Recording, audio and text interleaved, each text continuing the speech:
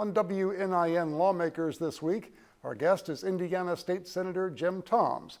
We'll be talking about what's been happening in Indianapolis so far this year, and we'll also take a look at Indiana Governor Eric Holcomb's weekly pandemic update. That's coming up next on WNIN Lawmakers.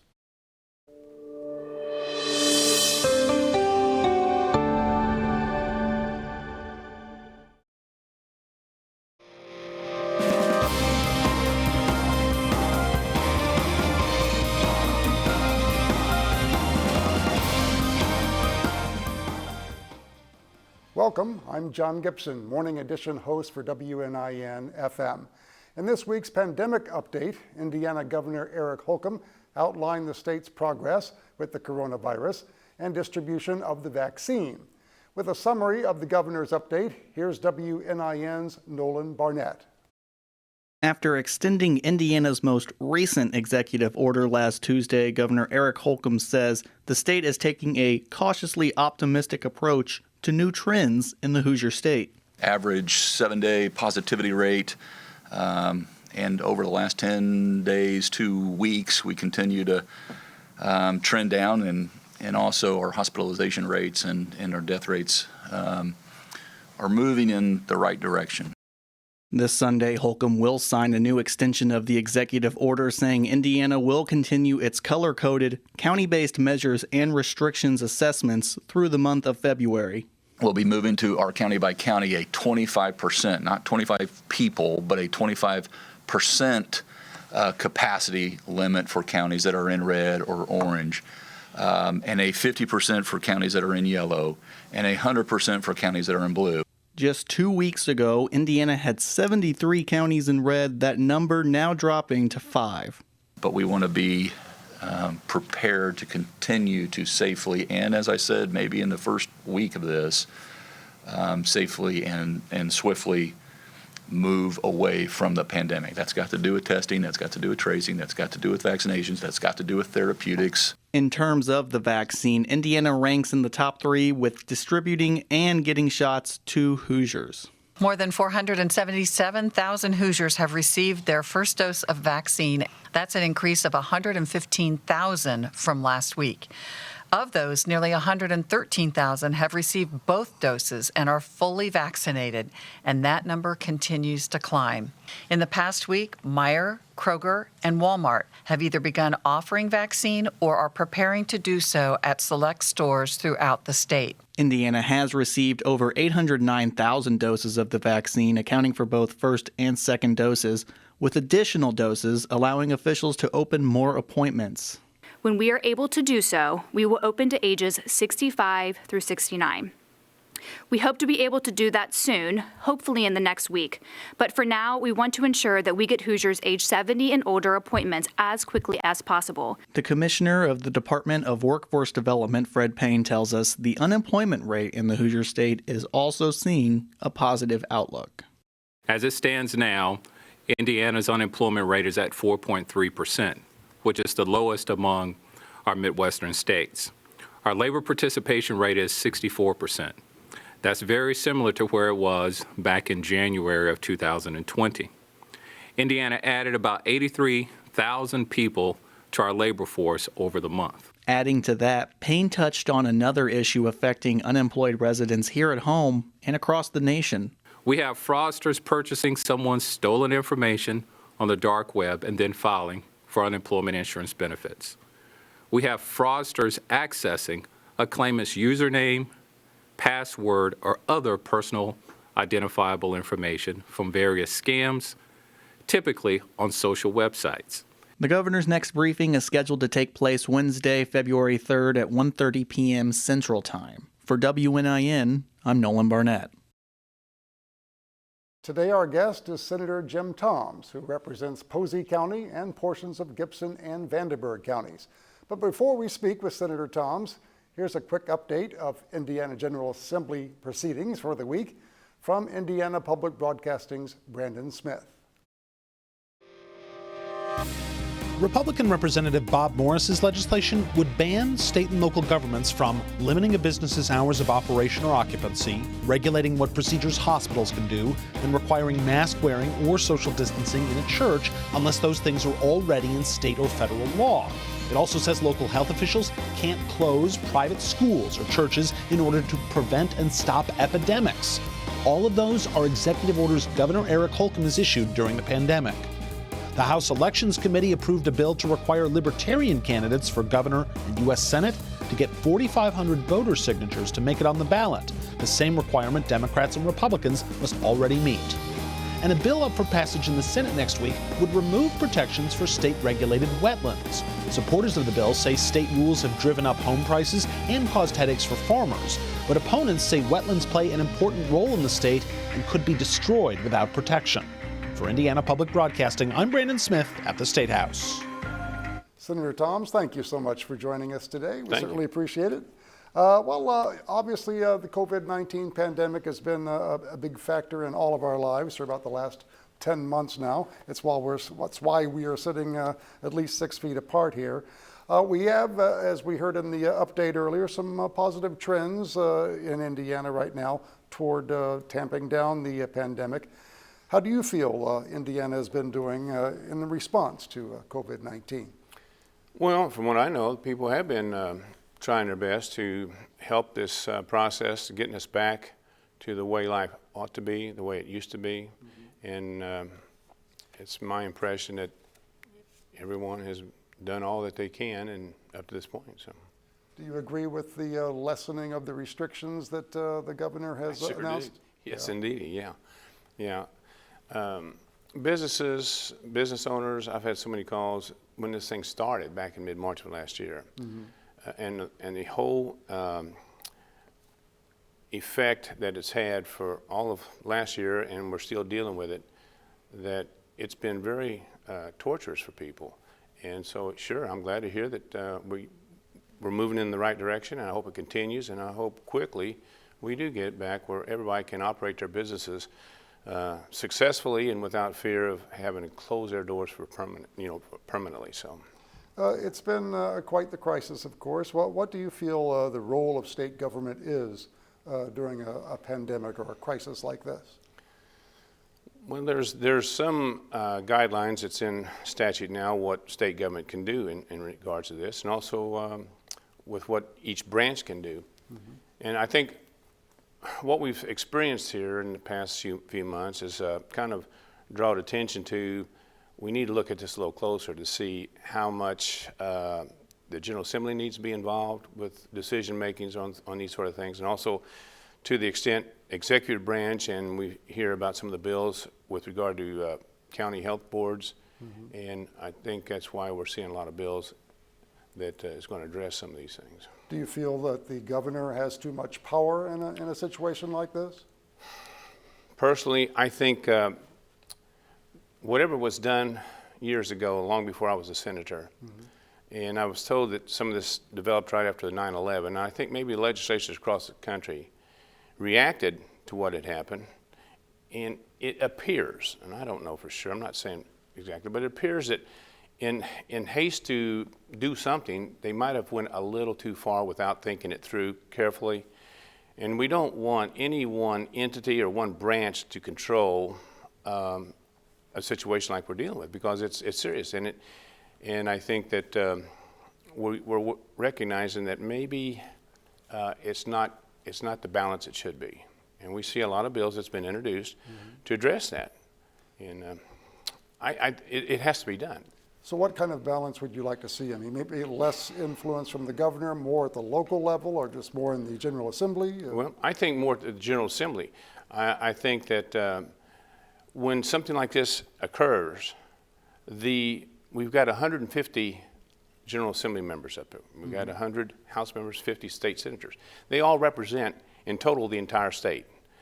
And they can bring to discussion how things are affecting the people in their own districts. And I think that's important. I think that's one of the reasons why we're wanting to do some of this legislation, that it's not centralized in the decision-making by just one portion of our legislature or General Assembly, and so that those 150 members can also express what they're dealing with in their districts, what the people have to say, and questions that we have, that we can ask those questions, be together at the Statehouse and work collectively through this. Mm-hmm. I think it's more essential we do it that way as opposed to just one segment of government. Now, as mentioned in that report, vaccination seems to be going pretty well here in Indiana. You know, one of the top states in terms of getting it distributed. Personal question, if we could, have you been vaccinated? Do you plan to get the vaccine? I have not. My wife and I have made decisions not to. Yeah. That's our personal decision. A lot of people have decided that way. There's a lot of people that's anxious to get their shots, and that's fine because everybody has the opportunity to make up their mind what they want to do. Mm-hmm. Well, in a public health crisis like this, though, you've had obviously numerous deaths, numerous infections, and folks sick. Is it not the responsibility of, say, someone like yourself to set an example, to get that vaccination, and improve public health? Well, we're talking about something here that's a very personal matter, and we don't do things sometimes in this regard as examples. I think everybody has a personal decision to make for themselves, and we have reasons. I have my reasons. I think about this. That vaccination was run through pretty quickly. We have to admit that. Mm-hmm. Typically, it takes about on average about 7 years for FDA to approve any new medicine. Sometimes 10 to 12 years is more like it. I've talked to one of our legislators who's a pharmacist, and he was talking about this. And you have to ask, how was it that this could be approved so fast when usually it's a much longer time frame for the drug to be researched, tested, and everything, and approved. And then I also I'm curious about the side effects because it's so new. Right. And so you're asking me personally, and I'm just telling you, sure. For me, when we see on TV the ads about all the medicines that's advertised, and the last portion of the commercial is all of the side effects, and that seems to be a common theme with every medicine that's on the market. And some medicines that had been on the market for years has been recalled over the years. So you asked me a personal, sure, and sure. I'm being honest with you. Yeah, we appreciate that. Yeah. Now, of course, the folks at the FDA and all the various companies, including Eli Lilly for one, would tell you that, again, the term was warp speed, so they were trying to get this together as quickly as possible because people were suffering, people were dying. Right. But you're not comfortable with that speed? I mean, you think it was just... I'm not. Yeah. I am not. No, I am not.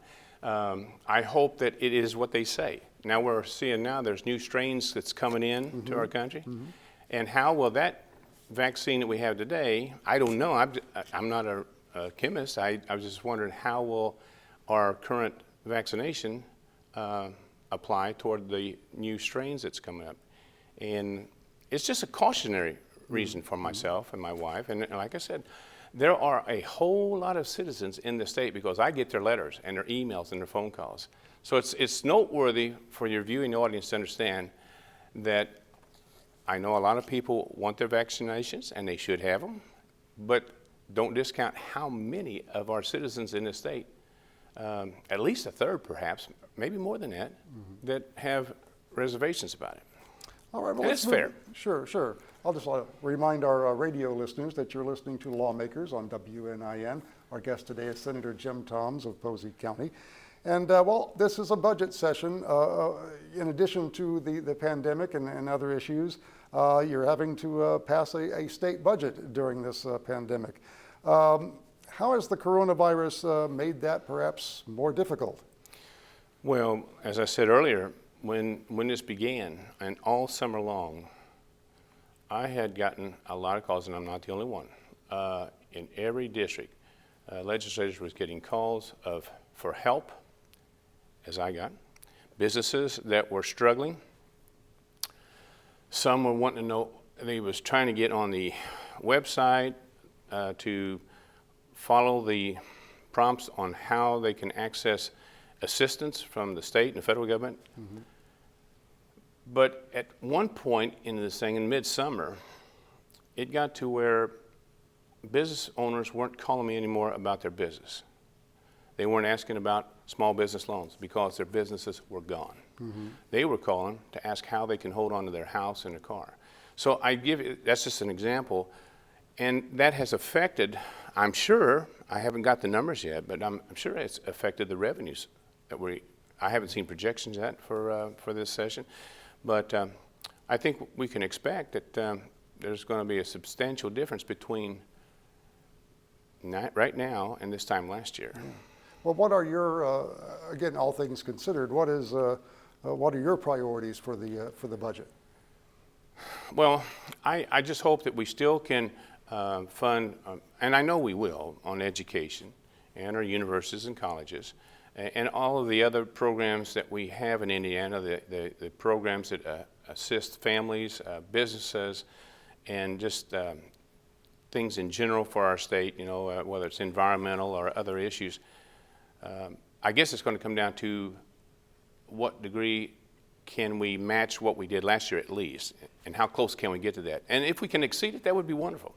But I think everybody's aware that it's going to be a little different, and I think though I get contact on people and entities asking for at least what they had last year, and certainly we're going to try to ensure that we can accommodate everybody. But I right now, without those numbers, I don't know exactly what we're going to have actually, you know. So. Well, as I understand it, Senate Bill 1 has already been sent to the House, providing, one of the things it provides is civil immunity for businesses, which we were talking about businesses a moment ago. This civil immunity for businesses due to damage from COVID-19. Could you explain exactly, you know, what that's calling for? And I'm guessing you support that? Oh yeah, my name's on that bill too, and it's got great support on it. That was something that surfaced as we got into this more and more toward the latter part of the year, that there was a fear that there could be litigation where someone would claim they contracted COVID by being on someone's property or being called back to work. And there was a lot of really concern about what can we do to see to it that we don't wind up where there's frivolous lawsuits. And so Senate Bill 1 provides immunity for civil tort claims. It protects all employers, but it doesn't give them total exemption. I mean, they're still responsible for any intentional or negligence on their side, that they've done something that causes something like this to happen. But it does set up a little bit of a firewall that somebody doesn't just try to file a lawsuit and hold them accountable without any. And there's also in that bill there is a details on how people can appeal, how the business can appeal. Yeah. It sets up an opportunity, a mechanism for both the business and the individual on how they can address something like this. All right. Well, again, that bill's over in the House now. We'll see how. It passed out of committee. It passed out of the floor yesterday. Okay. Very good. Well, let's move on to another part of this crisis. It's highlighted the importance of expanding rural broadband. A lot of kids are doing the online education right now to reduce the spread of the coronavirus. How is that effort moving forward, and what would you like to see done in that area? Well, I know in the rural area, like farming community, that's a top priority as well, not just with the education, but the Indiana Farm Bureau is a big supporter of this because a lot of your agriculture today operates off of broadband for their equipment is geared to that. And also, and you represent a largely rural area. Yeah. And I was on a conference call earlier this week with them talking about how important this is for them. So that topic is really one of the top discussions that we're going to be dealing with because it affects so many people, not just the individual in their home. Right. And we're one of them too, where we're located. We don't have that kind of connections. We don't have that. And so I understand the people that says that they want. I understand how important that is to their lives. But it includes not just education. Right. but so many other factors. All right. Well, let's move on to another issue here, another bill at least, Senate Bill 34. It adds some punitive measures for those convicted of rioting. As I understand it, you authored that measure. Why do you think those measures are needed? Well, that was modeled after what Florida passed down there, and it was very a comprehensive piece of legislation. It addresses a lot of not just rioting, but other aspects of how people can demonstrate, lawfully demonstrate, but Right. unlawful activities such as, violence and vandalism and all of that. But that bill, the chairman of corrections is he's got a bill that's similar and it has some of the components that mine has. So 34 is not going to get heard, but I think they're working on measures that addresses the same issues. So some similar Yeah. issues there. Yeah. Why do you think such a thing is needed? Well, January 6th is what you're looking at, perhaps, or no, I mean, well, this past summer, we've seen all of this activity in these cities, like Portland, Minneapolis, across the country where we had all of this. It was terrible, the destruction of these cities, and people, their businesses were lost, lives were lost, and we got to have some kind of a method to maintain law and order and still allow everybody to express themselves, and whether it's with a demonstration or a protest, but activities like that doesn't help nobody's cause. Sure, and just to be clear, I mean, what happened at the U.S. Capitol on January 6th, Yeah. I'm guessing you saw a lot of illegal activity there as well. Yeah, so we got to ask, where does it stop? And what can we do to ensure that people that have an issue, they have a complaint, a grievance, can do that and express that, but not impose a burden on others, Now, while we're talking about law and order, I understand Senate Bill 42, it restricts local governments from reducing their public safety budgets. And I know you're a big believer in local control. Isn't that something that maybe the local decision makers would be best to make their own decisions on? On that bill, that's not my bill, though. You're a co-author, as I understand it? Oh, okay. Yeah. That's not my bill. Senate 42? Yeah. 42, rather? Yeah, that was again, that's a result of what took place last year, where we've seen local governments stepping out to defund their law enforcement agencies, and yet when they needed law enforcement, that's who they called. Sure. So we just want to make sure in Indiana, we don't get ourselves in a position like some of these other states have done, or some cities have done in other states, where they have hurt their very agency that they depend on to maintain, law and order and so forth. So. In the end, you feel that's something the state can tell local communities to do? Well, I think sometimes I do support local control, but sometimes it requires, I think, the state to take a look at some of these measures and what they can do, and not come in with an iron fist and take control or make total decisions on these matters. But I think sometimes we do see where the state is necessary to make sure that we're doing this in a uniform manner. Sure. All right, let's move on to another Senate bill that's getting some attention.